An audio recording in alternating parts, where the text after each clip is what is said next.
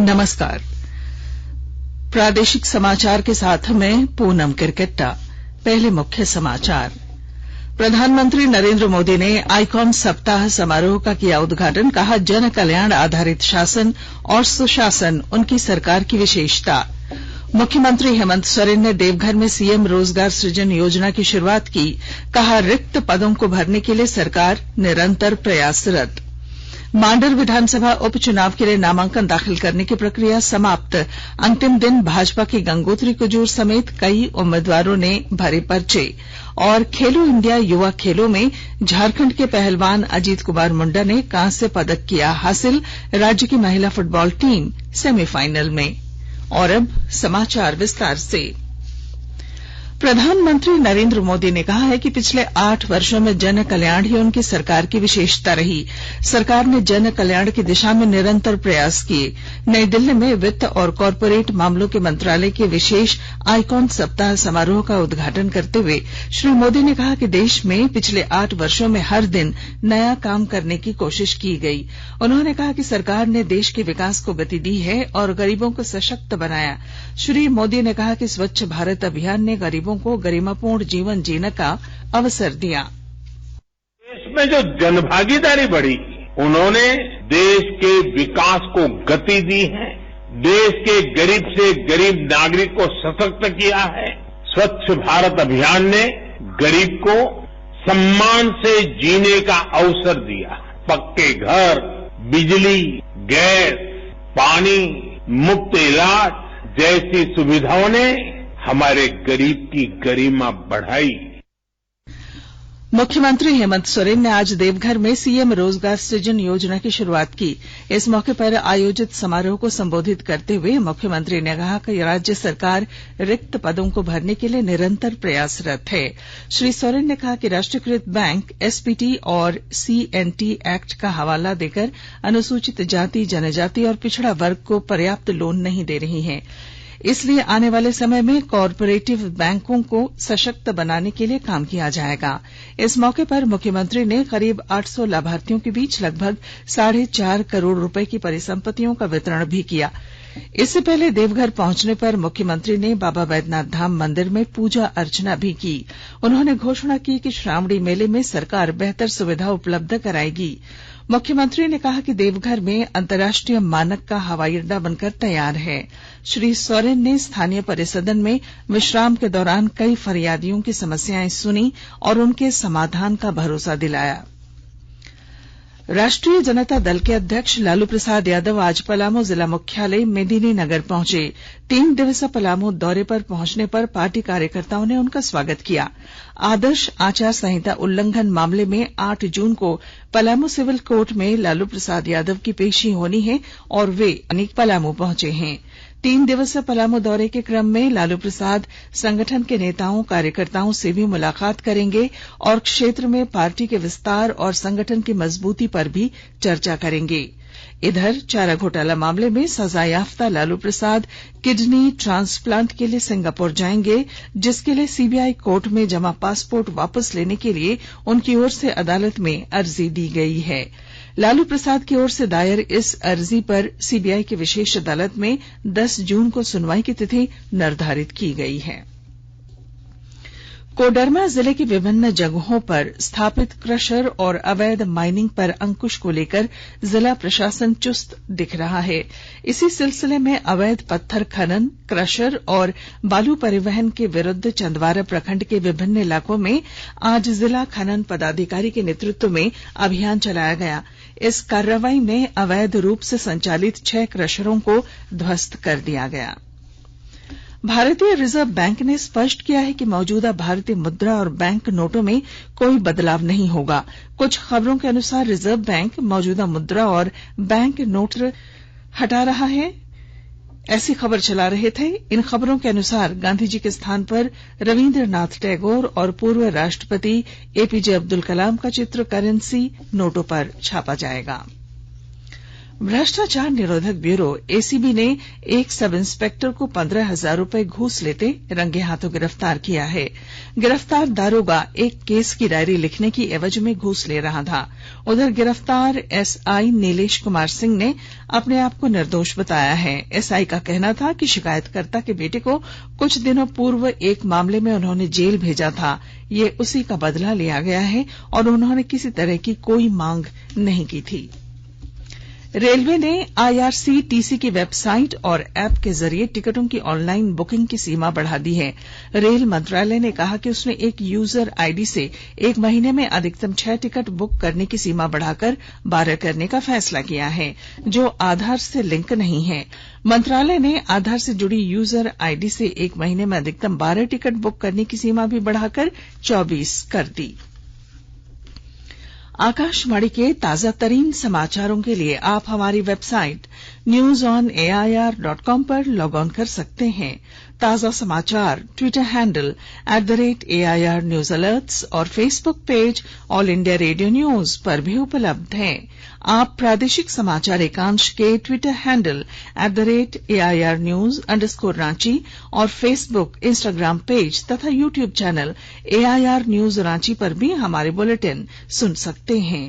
प्रादेशिक समाचार आप आकाशवाणी रांची से सुन रहे हैं और अब पेश हैं कोरोना से बचाव के कुछ संदेश।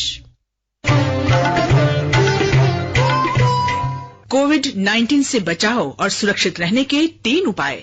मास्क लगाएं, 2 गज दूरी है जरूरी, सुरक्षित दूरी रखें, हाथ और मुंह साफ रखें।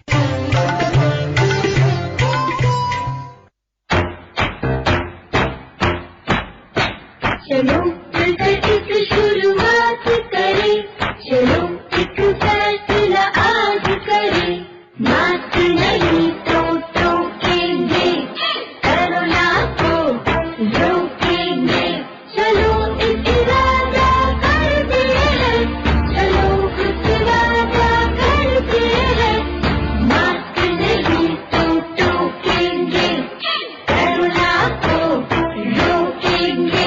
भारत सरकार द्वारा जनहित में जारी। प्रादेशिक समाचार में आपका फिर स्वागत है। मांडर विधानसभा चुनाव के लिए आज नामांकन दाखिल करने की समय सीमा समाप्त हो गई। नामांकन दाखिल करने के अंतिम दिन भाजपा प्रत्याशी गंगोत्री कुजूर सहित 13 प्रत्याशियों ने पर्चे दाखिल किए। भाजपा प्रत्याशी गंगोत्री कुजूर के नामांकन दाखिल के वक्त प्रदेश अध्यक्ष दीपक प्रकाश, पार्टी विधायक दल के नेता बाबूलाल मरांडी के अलावा आजसू पार्टी प्रमुख सुदेश कुमार महतो समेत कई वरिष्ठ नेता कार्यकर्ताओं के अलावा पार्टी के सांसद और विधायक मौजूद थे। मांडर विधानसभा उपचुनाव के लिए 9 जून तक नामांकन वापस लिए जा सकेंगे। 23 जून को मतदान और 26 जून को मतगणना की तिथि निर्धारित है। राज्यपाल रमेश बैस ने विधायक समरी लाल की विधानसभा सदस्यता संबंधित विषय पर भारत निर्वाचन आयोग से मंतव्य मांगा है। राजभवन के एक आधिकारिक प्रवक्ता ने बताया कि राज्यपाल ने भाजपा विधायक समरी लाल की विधानसभा सदस्यता को लेकर विधानसभा अध्यक्ष द्वारा प्राप्त पत्र को यथोचित निर्णय लेने के लिए भारत निर्वाचन आयोग को अग्रसारित किया है। कांग्रेस और झामुमो के संयुक्त शिष्टमंडल ने आज राज्य के मुख्य निर्वाचन पदाधिकारी से मुलाकात कर एक ज्ञापन सौंपा। दोनों के शिष्टमंडल की ओर से मुख्य निर्वाचन पदाधिकारी को सौंपे गए ज्ञापन में भाजपा की ओर से कल रांची में आयोजित विश्वास रैली के आयोजन में आदर्श आचार संहिता का उल्लंघन का आरोप लगाया गया। पीएम केयर्स फॉर चिल्ड्रन योजना के तहत गिरिडीह में कोरोना काल में अनाथ हुए 5 बच्चों को इसका लाभ दिया जा रहा है। और अधिक जानकारी के साथ हमारे गिरिडीह संवाददाता। पीएम केयर फॉर चिल्ड्रन योजना के तहत गिरिडीह में कोरोना काल में अनाथ हुए 5 बच्चों को इसका लाभ दिया जा रहा है। गिरिडीह के उप विकास आयुक्त शशि भूषण मेहरा ने बताया कि प्रधानमंत्री केयर फॉर चिल्ड्रन योजना के तहत बच्चों को अंत्योदय योजना के जरिए हर महीने 4,000 रूपये की धनराशि उपलब्ध कराई जाएगी। जब वे बच्चे 23 वर्ष के हो जाएंगे तो उन्हें 10 लाख रूपये अतिरिक्त उपलब्ध कराया जाएगा। उप विकास आयुक्त ने बताया कि प्रधानमंत्री द्वारा एक विशेष संवाद संवाद सेवा शुरू की गई है। इस हेल्पलाइन के जरिए बच्चे मनोवैज्ञानिक सलाह ले सकते हैं। श्री मेहरा ने बताया कि पीएम केयर फॉर चिल्ड्रन योजना का उद्देश्य कोविड से अनाथ हुए बच्चों का भरण पोषण, उन्हें हायर एजुकेशन और उत्तम स्वास्थ्य योजना का लाभ देना है। रमेश प्रभाकर, आकाशवाणी समाचार, गिरिडीह। झारखंड उच्च न्यायालय में आज अचानक आग लग गई। आग लगने की वजह शॉर्ट सर्किट बताई जा रही है। बताया जाता है कि झारखंड हाईकोर्ट के कोर्ट नंबर 2 में सुनवाई के दौरान ही शॉर्ट सर्किट हुआ और आग लग गई। इसके बाद त्वरित कार्रवाई करते हुए आग बुझाई गई। इस आगलगी में किसी तरह के नुकसान की सूचना नहीं है। हजारीबाग पुलिस ने अंतर्राज्यीय आपराधिक गिरोह के 4 सदस्यों को गिरफ्तार करने में सफलता हासिल की है। जिले के पुलिस अधीक्षक मनोज रंजन चौथे ने बताया कि अपराधियों द्वारा हथियार के बल पर कोरियर का सामान लेकर धनबाद से पटना जा रहे पिकअप वैन को लूटा गया। संक्षिप्त खबरें। पलामू जिले के पिपरा प्रखंड में बेटी बचाओ बेटी पढ़ाओ अभियान के तहत जागरूकता अभियान चलाते हुए नुक्कड़ सभा आयोजित की गई। पश्चिमी सिंहभूम जिले के पंडरासाली ओपी के पुरनिया गांव के पास आज 2 मोटरसाइकिलों की टक्कर में एक व्यक्ति की मौत हो गई। हजारीबाग जिले के चरही थाना क्षेत्र की चनारो पंचायत के पुरना पानी में आज एक महिला का शव पेड़ से लटकता पाया गया। मृतका की पहचान की कोशिश की जा रही है। लोहरदगा जिले की प्रभारी उपायुक्त गरिमा सिंह ने आज स्कूली शिक्षा विभाग की समीक्षा बैठक के दौरान डिजिटल कक्षा के लिए व्हाइट बोर्ड शिक्षण सामग्री और उसकी प्रदर्शनी की तैयारी कर डेमो प्रदर्शित करने का निर्देश दिया है। बाल तस्करी की शिकार हुई खूंटी जिले की 7 बच्चियों को मुक्त कराकर वापस लाया गया है। खूंटी जिला प्रशासन ने ये काम दिल्ली के एकीकृत पुनर्वास संसाधन केंद्र के सहयोग से किया है। खेलो इंडिया युवा खेल की पदक तालिका में महाराष्ट्र 9 स्वर्ण पदकों के साथ पहले स्थान पर है। मेजबान हरियाणा ने 6 स्वर्ण पदक जीते हैं और वह दूसरे स्थान पर है। मणिपुर 4 स्वर्ण के साथ और 6 पदकों के साथ तीसरे स्थान पर है। इधर प्रतियोगिता में झारखंड के पहलवान अजीत कुमार मुंडा ने 55 किलोग्राम ग्रीको रोमन में कांस्य पदक हासिल किया। वहीं अंडर 18 महिला फुटबॉल में झारखंड की टीम ने सेमीफाइनल में खेलने का स्थान पक्का कर लिया है। झारखंड की टीम ने अपने पहले मैच में शानदार प्रदर्शन करते हुए मणिपुर की टीम को 3-0 से हरा दिया। दूसरे मैच में झारखंड ने तमिलनाडु को 6-0 से धोया। इस जीत के साथ ही झारखंड की टीम सेमीफाइनल के लिए पहुंच गई है। टीम के सेमीफाइनल पहुंचने पर खेल विभाग के पदाधिकारियों ने खिलाड़ियों को बधाई दी है। और इधर झारखंड की 13 साल की एतू मंडल खेलो इंडिया गेम्स के पंचकुला संस्करण में भाग लेने वाली सबसे कम उम्र खिलाड़ी बन गई हैं। एतू मंडल कबड्डी की सबसे कम उम्र खिलाड़ी हैं। दुमका जिले के मधुबन गांव की रहने वाली एतू मंडल के पिता ट्रैक्टर चालक हैं। एतू का कहना है कि जब वह सिर्फ 8 साल की थी तो उसे कबड्डी के खेल से लगाव हो गया। बच्चियों के लिए अन्य खेलों से प्रभावित हुए बिना वह कबड्डी के खेल में निरंतर मेहनत करती और आज अंडर 18 युवा की टीम का हिस्सा बनने के लिए वे तेजी से आगे बढ़ रही हैं। और अब बुलेटिन के आखिर में मुख्य समाचार एक बार फिर। प्रधानमंत्री नरेंद्र मोदी ने आईकॉन सप्ताह समारोह का किया उद्घाटन।